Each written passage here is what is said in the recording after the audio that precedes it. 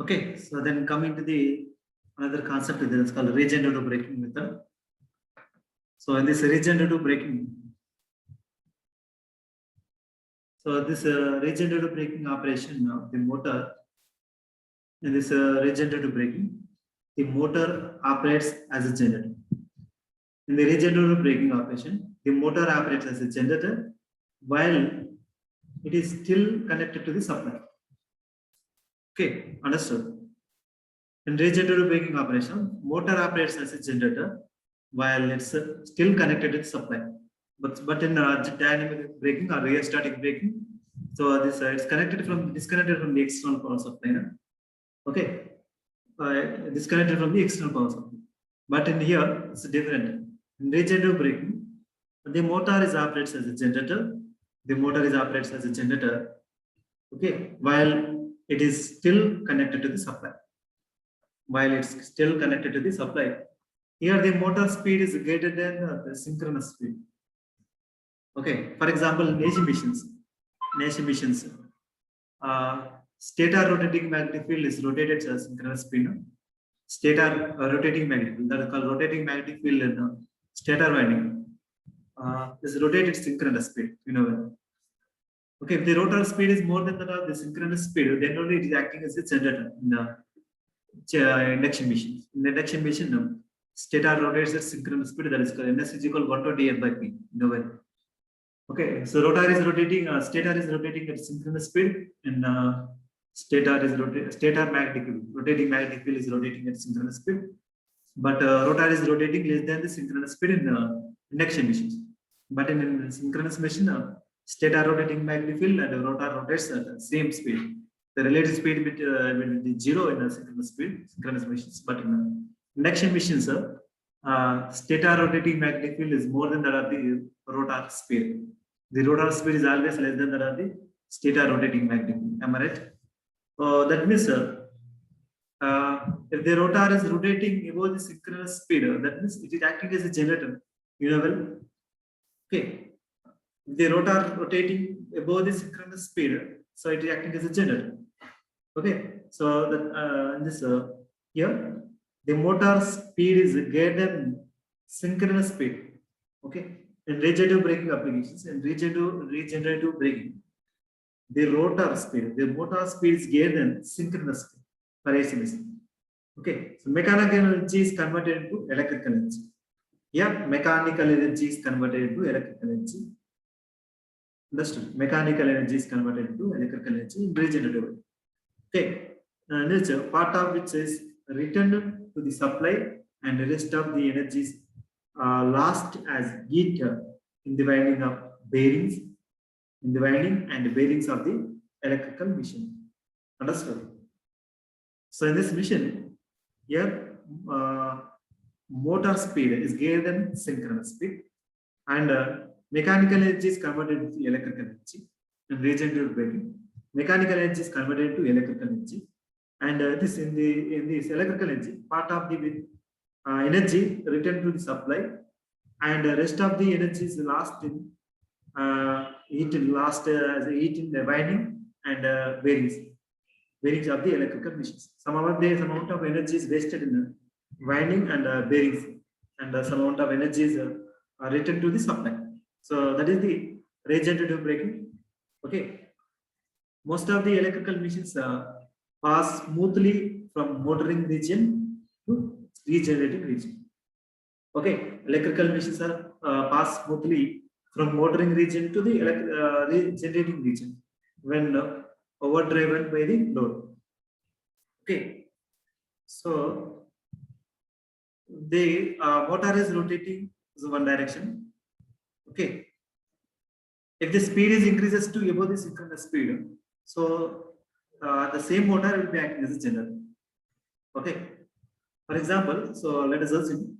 So for example, this is called our bus or track. For example, this is called one of the bus. For example, in regenerative braking system, so here an electric motor is driving a trolley bus. Okay. For example, here an electric motor. This is called an electric motor. For example, electric motor. is driving a trolley bus. Okay, in the uphill and downhill direction. Uphill and downhill direction. Okay, that's electric motor. This is called electric motor. Driving a trolley bus in the uphill direction and a downhill direction. Okay, the gravity force can be resolved into two components. The gravity force resolved into two components in the uphill direction. In the uphill direction, the gravity force is resolved into two components. Okay, one is perpendicular to the load surface. One is perpendicular to the load surface, and another is parallel to the load surface. Another is parallel to the load surface. One is perpendicular to the load surface, and one is parallel to the load surface. Okay, here FL is called parallel force. FL, so this is called parallel force, pulls the motor toward the bottom of the hill. Pulls the motor towards the bottom of the hill. Understood? Try to consider it. Here the gravity force, here in this electric trolley bus, okay, the gravity force can be resolved into two components. In uphill direction, okay, this is called hill. Now the uphill direction, the gravity force can be resolved into two components. So one is perpendicular to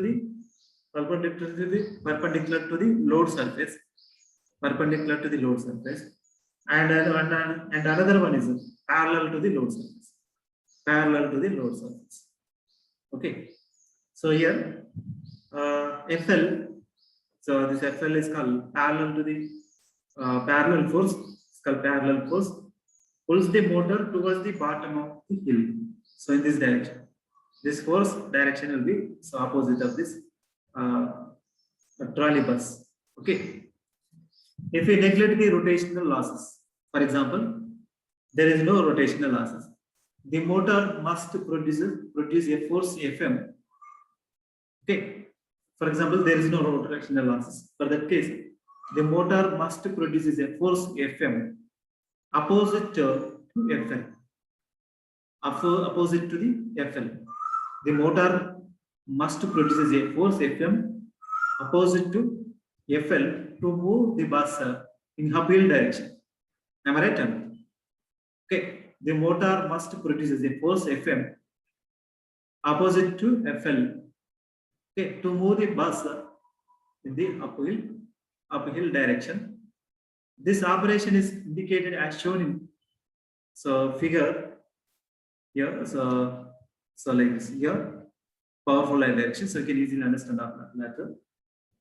Then, so this is called first quadrant. The same operation is called as a first quadrant operation of this motor.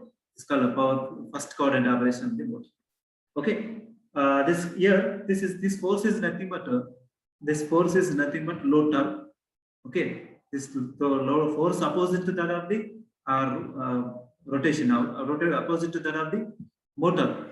So this force is called this force is called just like electromagnetic torque. This is called load torque, and the rotor rotation is so like this.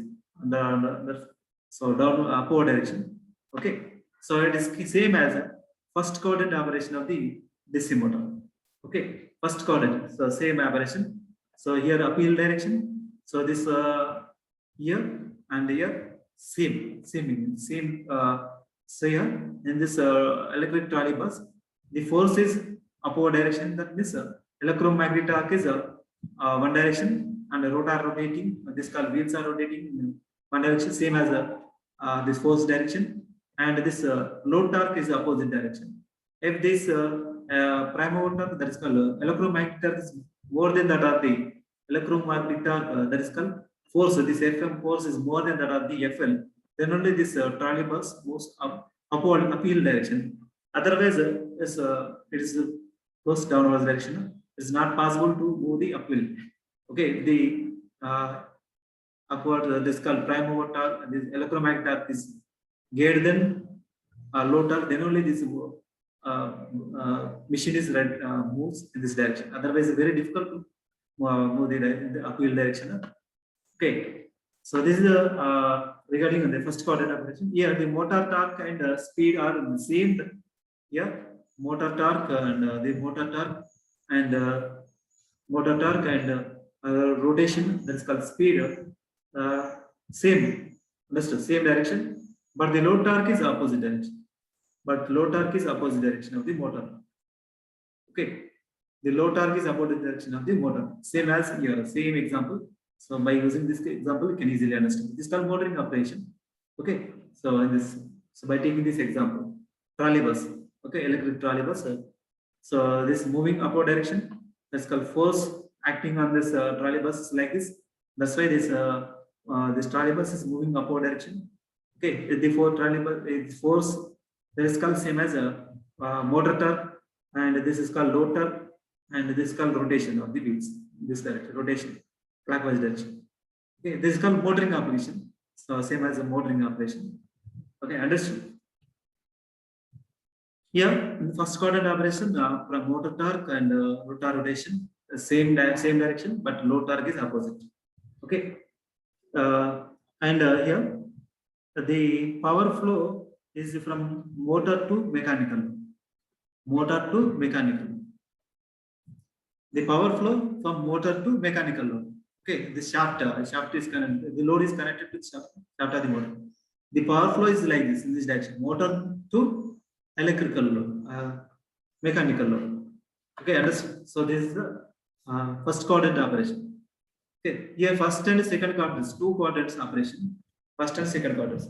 The plugging method, first and third quadrant operation.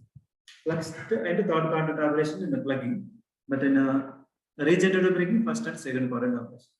Now we consider that. Try to consider my words. Now we consider that the same bus is traveling downhill.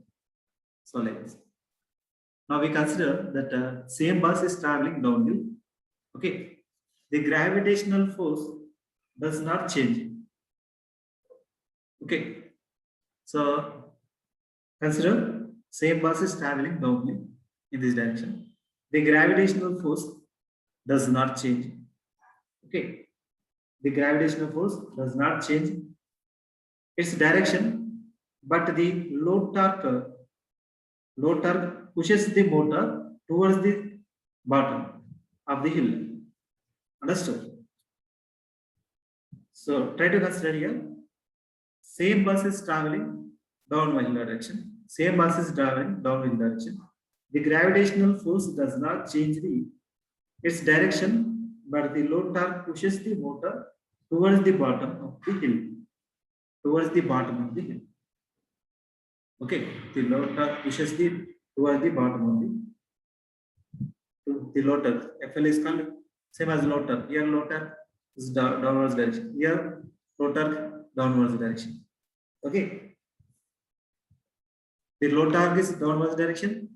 The motor torque is opposite direction. But the wheels are rotating same as load torque direction. Okay. If we consider the same as downhill direction, if the same bus is traveling downhill direction, the gravitational force does not change its direction, but the load torque pushes the motor toward the bottom of the hill. Okay, the motor produces a torque in the reverse direction. The motor produces a torque in the reverse direction. That is called here. So here motor direction and this rotor, the wheels rotation direction is same.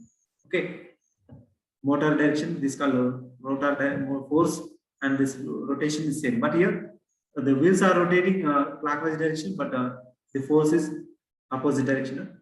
The motor produces a torque in the reverse direction. In the reverse direction, because of the direction of the motor torque is always opposite of the direction of the load torque. Understood? It's clear. I've already explained at the time of starting in generator. So how the load torque and the prime mover torque changes. Okay, the motor produces a torque in the reverse direction. Because of the direction of the motor torque, is always opposite to that of the direction of the load torque. The direction of the motor torque is always opposite to that of the direction of the load torque.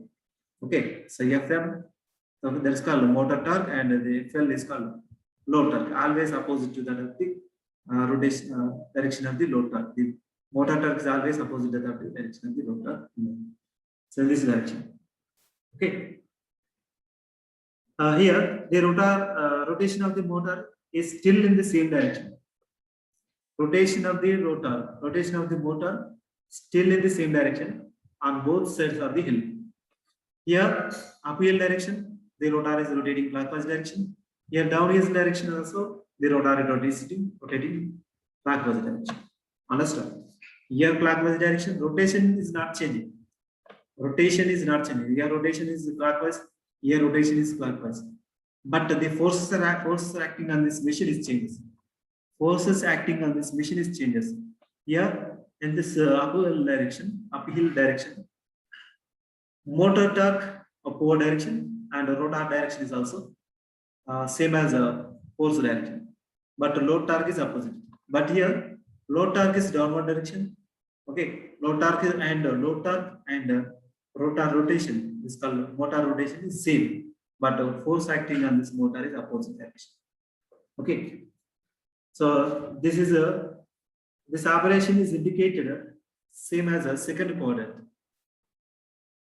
Same quadrant. So this is called second. So this is called uphill direction. This is called downhill. Same as downhill. Okay. This is known as a regenerative brake. The second quadrant. This is called a regenerative brake. Okay. This is known as regenerative braking. In this regenerative braking mode, motor torque and speed is opposite direction. This motor torque is in this anti-clockwise direction and speed is opposite direction.